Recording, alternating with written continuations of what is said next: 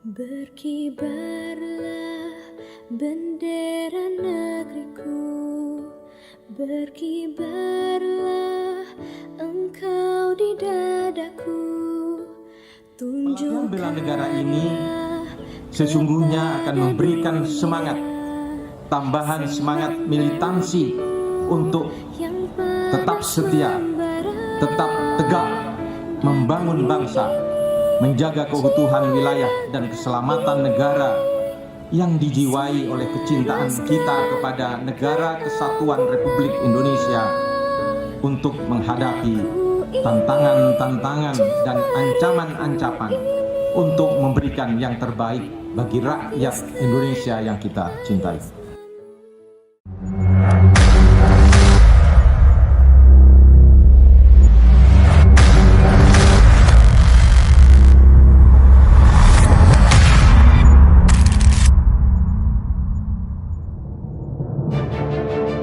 Bela negara menjadi kewajiban bagi setiap warga negara Kesatuan Republik Indonesia. Hal ini menjadi salah satu upaya untuk mempertahankan keutuhan NKRI. Menteri PUPR Basuki Hadimulyono mengatakan, pelatihan bela negara ini merupakan program wajib bagi pegawai di lingkungan Kementerian PUPR sebagai upaya untuk membentuk jiwa integritas, mental baja, tanggung jawab, dan amanah dalam bekerja. Sebanyak 200 personel terdiri dari Kasatker, pejabat pembuat komitmen PPK, dan Pokja PBJ di lingkungan Kementerian PUPR dari seluruh Indonesia mengikuti pelatihan bela negara di Grup 1 Kopassus. Sebagai inspektur upacara dalam pembukaan Diklat Bela Negara PUPR, yaitu Sekretaris Jenderal Kementerian PUPR Insinyur Muhammad Zainal Fatah. Setelah upacara pembukaan, para peserta Diklat Bela Negara PUPR melaksanakan tradisi serta orientasi atau pengenalan lingkungan di asrama Grup 1 Kopassus. Orientasi bertujuan agar peserta dapat memahami dan beradaptasi dengan lingkungan yang baru mereka kenal, serta melatih respon tanggung jawab, kepedulian terhadap sesama, dan lingkungan sekitar.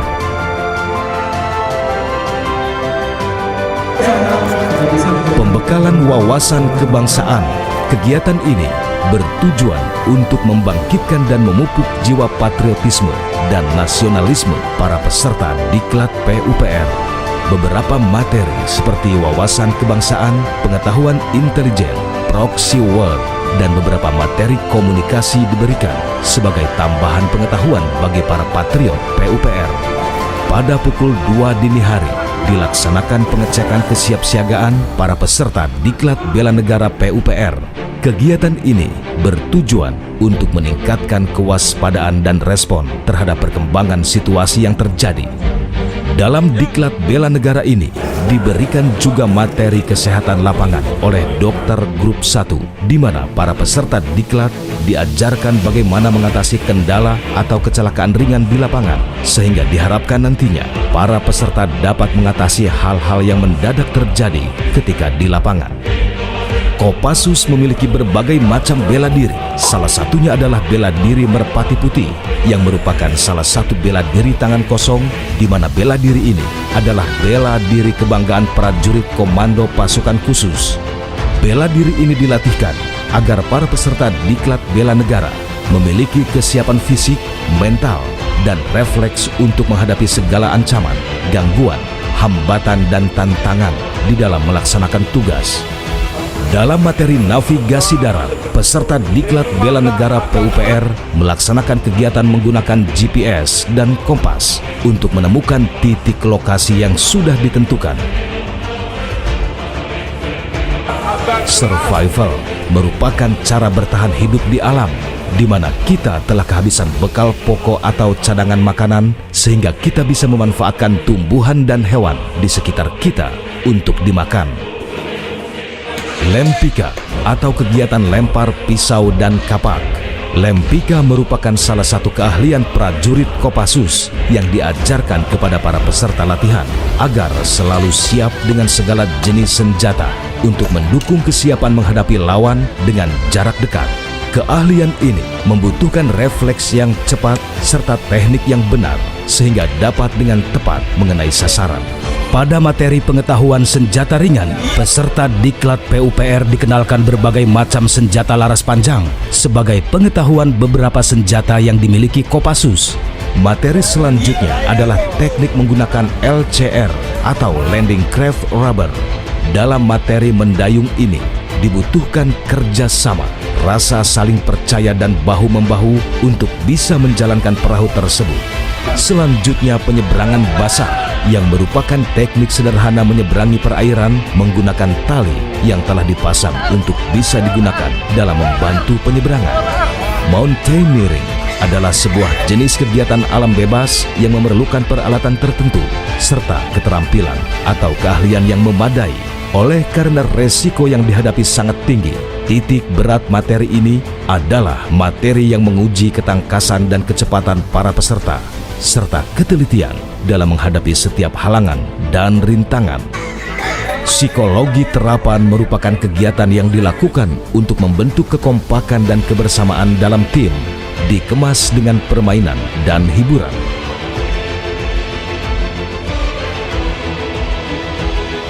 Para peserta Diklat juga akan melaksanakan kegiatan jelajah malam. Peserta akan diberikan pesan rahasia yang harus diberikan kepada orang yang tepat tanpa diketahui atau terjadi kebocoran berita dengan menempuh berbagai rintangan alam dan buatan. Kegiatan ini membutuhkan kerjasama, kecerdasan, keberanian, dan insting peserta Diklat. Kegiatan dilanjutkan dengan renungan suci, di mana para peserta Diklat Bela Negara PUPR telah menyelesaikan seluruh rangkaian pelatihan bela negara di grup 1 Kopassus.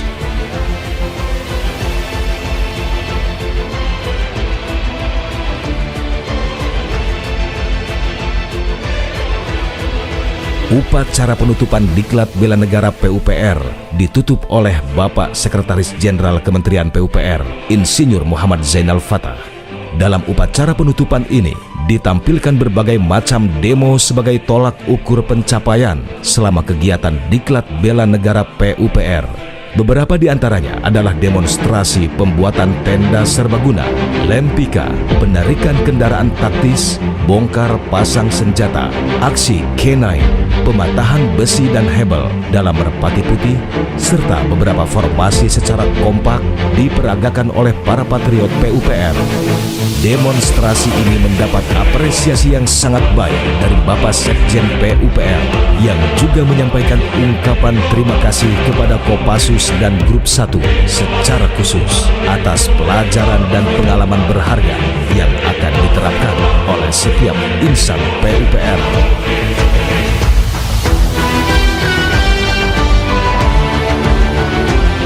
Saya merasa yang dari awal merasa ekspektasinya adalah hanya pelatihan biasa, ternyata di luar ekspektasi.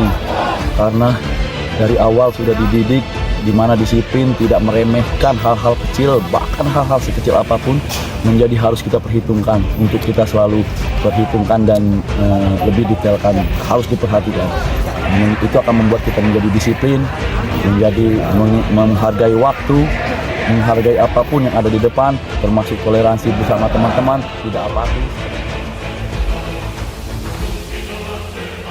Nama saya Novi Krisniawati, unit kerja dari Direktorat Jenderal Bina Marga Kementerian PUPR. Setelah kita nanti dari bela negara ini, kita akan kembali ke tempat kerja dan apa yang bisa kita terapkan atau implementasikan ke dunia kerja.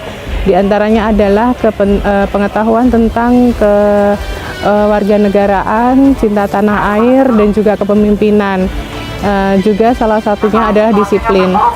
Ini bertujuan untuk meningkatkan kinerja kita di dalam menjalankan fungsi-fungsi kita sebagai ASN, baik itu PPK, Satker maupun Pokja.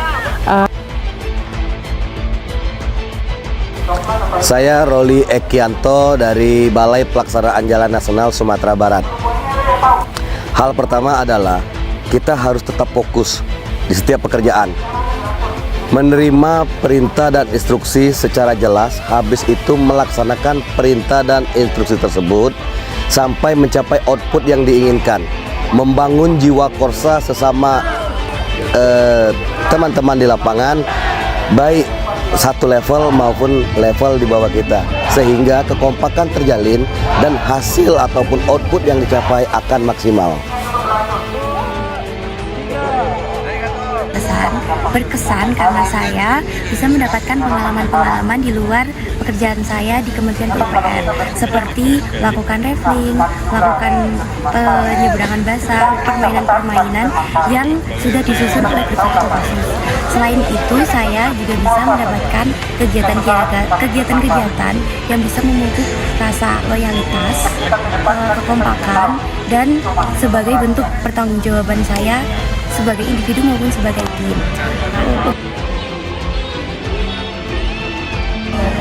Komando, halo, saya Haryadi Indra Mantong dari BWS Sulawesi 3 Palu, Kementerian PUPR.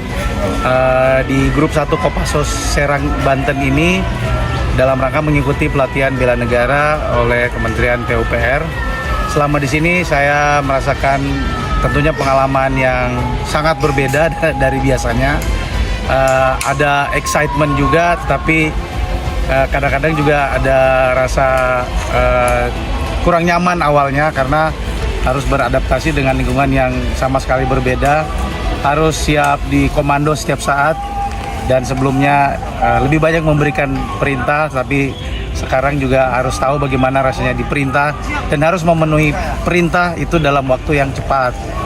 Terus dengan pendidik pelatih di sini juga banyak hal yang bisa kami dapatkan, hal-hal yang sifatnya pembentukan karakter, bagaimana menjadi seorang pemimpin yang punya integritas tetapi tidak melupakan tugas dan tanggung jawabnya, juga bertanggung jawab terhadap beberapa orang yang ada di bawah kita.